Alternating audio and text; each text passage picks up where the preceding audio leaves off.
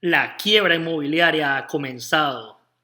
Incluso el New York Times sale y dice que el mercado de la vivienda es peor de lo que piensas. Entonces, ¿qué tan bajos serán los precios y por qué este desplome podría verse muy diferente al que vimos en 2009? Voy a explicarte esto en un simple y rápido paso. Paso número uno. Vayamos directamente a este gráfico de Case-Shiller de los precios de las viviendas en Estados Unidos y podemos ver que los precios ya están cayendo. Este gráfico se remonta a 1988 hasta aproximadamente la fecha actual. Y a la izquierda es un índice, pasamos de 50 a 120. En 1986, más o menos, estábamos justo en 60 y se reduce prácticamente a su línea de tendencia histórica. Si tuviéramos un gráfico y lanzaremos uno que se remonta a 1900, veríamos que los precios realmente no subieron desde 1900 hasta 1998 cuando lo ajustamos por inflación. Luego entramos al auge de la vivienda de principios de 2000. Lo más probable es que lo recuerden y los precios se vuelven parabólicos. Suben hasta lo que se llama 100 en este índice, pero luego se desploman. ¿Hasta dónde? Hasta su línea de tendencia histórica o muy cerca de su línea de tendencia histórica, retrocediendo hasta 1900 y luego la Reserva Federal, con la flexibilización cuantitativa, bajando las tasas de interés y tratando de apuntalar la economía, pero el mercado de la vivienda toca fondo en 2012 y luego vuelve a donde estaba. Pero luego, recientemente, dada la cerveza Signes en 2020 y 2021, los precios han subido aún más, mucho más altos de los que eran en el pico de la última burbuja en 2006. Ahora repasemos algunas de las razones por las que no está escuchando esto en los principales medios de comunicación, porque los precios podrían bajar aún más. En primer lugar, tenemos lo que yo llamo suministro forzoso. Estoy seguro de que cuando escuchas noticias o escuchas CNBC, siempre escuchas que la oferta en el mercado inmobiliario es muy baja. No hay mucha gente que esté vendiendo su casa y dado que los precios se establecen en el margen, si hay muy pocas casas a la venta y todavía hay una demanda significativa, esto aumentará los precios de todas las demás casas en los Estados Unidos, aunque no estén actualmente en el mercado.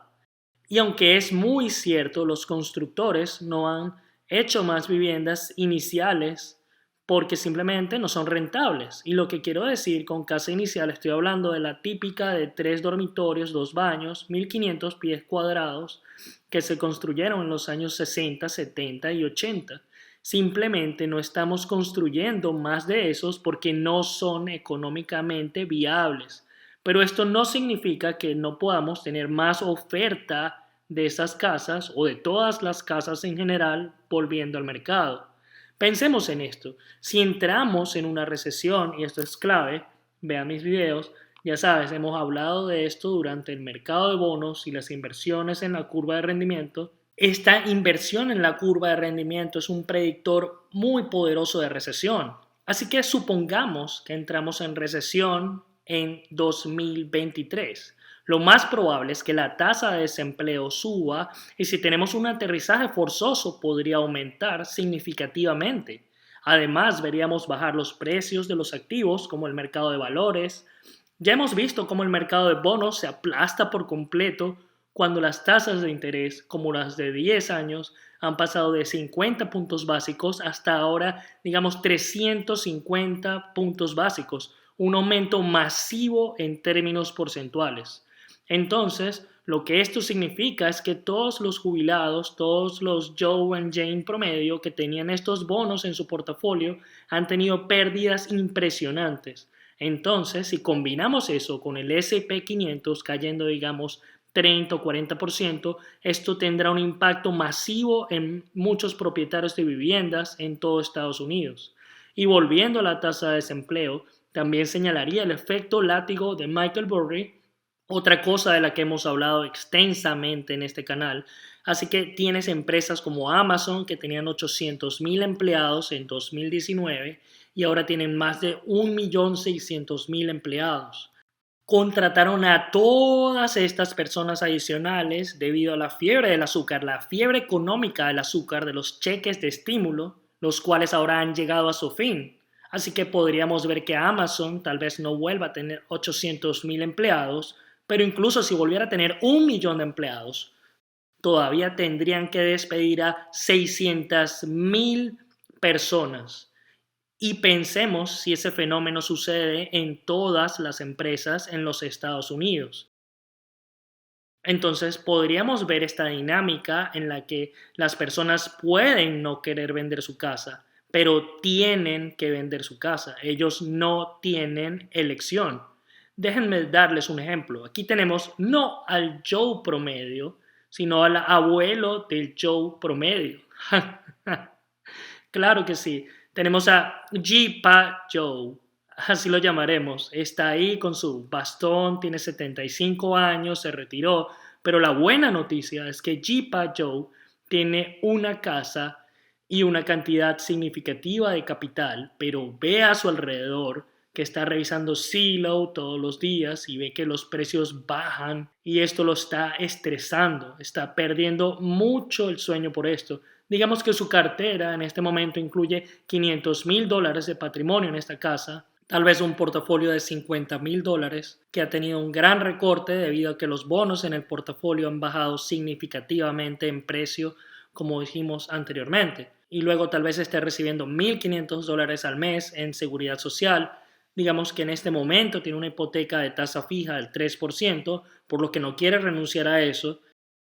Si vende la casa y compra otra, la tasa de su hipoteca podría subir, digamos, al 7%. Así que está motivado para conservar su casa. Pero en el otro lado de la moneda, mira a su alrededor y ve que los precios bajan y lee las noticias sobre la recesión.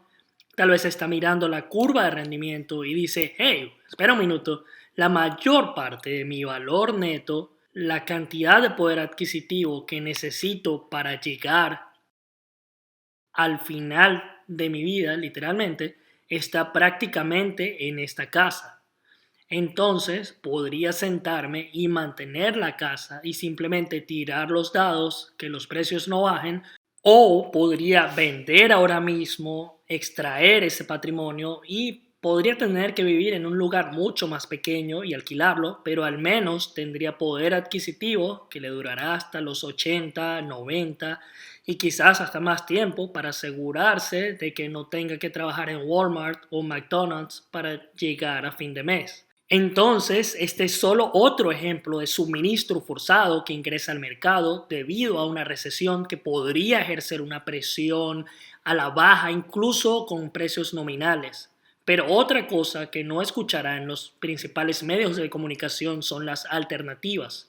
Entonces, desde 2012 hasta la fecha de hoy, todos estos grandes fondos como Blackstone, que ha estado comprando propiedades en todo Estados Unidos, ¿por qué? Porque era su mejor opción analizando riesgo y ganancia. Pero ahora tenemos letras del tesoro que rinden, digamos, 4.5, 4.6%. Y digamos que obtienes esto en una letra de 6 meses. Así que ahora tienes estos grupos como Blackstone diciendo, bueno, espera un minuto aquí, estamos obteniendo un 5% en nuestras propiedades de alquiler y tenemos que lidiar con inquilinos y baños. ¿Por qué diablos haríamos eso cuando podríamos obtener un 4.5% en una letra del tesoro a 6 meses, renovarla y tener máxima liquidez? Y no soy el único que lo señala. Editor, pasemos directamente a un clip para mi buen amigo Adam Taggart, donde entrevista al experto en vivienda Nick Gurley.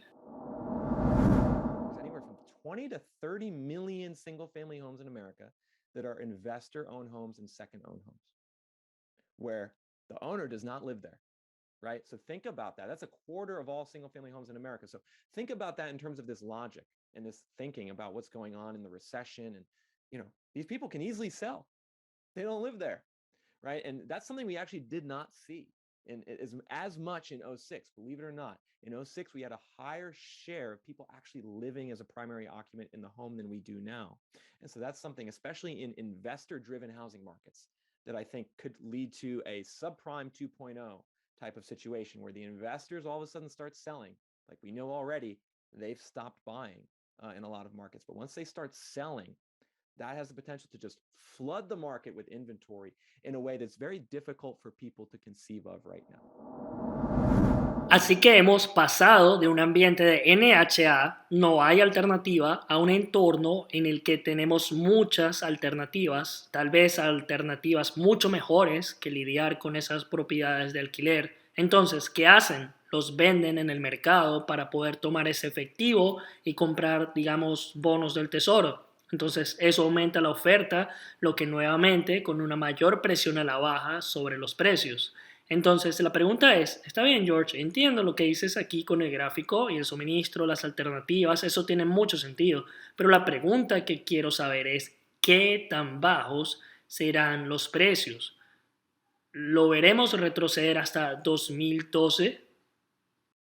Y mi respuesta es sí. No hay certezas, solo probabilidades, pero este es mi caso base. Pero aquí está el truco. Es posible que no bajen tan lejos en términos nominales, solo cuando se ajustan por inflación. El editor muestra el gráfico de mercado de la vivienda en la década de 1970. Podemos ver que los precios de la vivienda aumentaron durante la década de los 70, aunque hubo un par de periodos en los que se estancaron. Entonces comparen eso con un gráfico de precios ajustados por inflación y obtendrán una imagen muy diferente. Verán que hubo un par de picos, pero los precios en ciertos momentos en realidad volvieron a bajar. Y esto es lo que creo que probablemente verás a lo largo de la década de 2020. En este momento hemos visto que los precios nominales están bajando y si observamos muchos artículos como este del New York Times, muchos expertos predicen que los precios podrían bajar en términos nominales, bueno, digamos un 20% solo en 2023. Pero incluso si los precios vuelven a bajar un poco o se estabilizan como lo hicieron en la década de 1970, si continuamos con las altas tasas de inflación del 10, tal vez 7% o incluso 5% compuesto año tras año, no se tardan mucho, tal vez 3 o 4 años, para que los precios ajustados a la inflación vuelvan a donde estaban en 2012. Y es por eso que dije al comienzo de este video que el próximo desplome inmobiliario en el que podríamos estar atravesando ahora puede ser muy diferente al que vimos en 2009, cuando los precios nominales simplemente se desplomaron.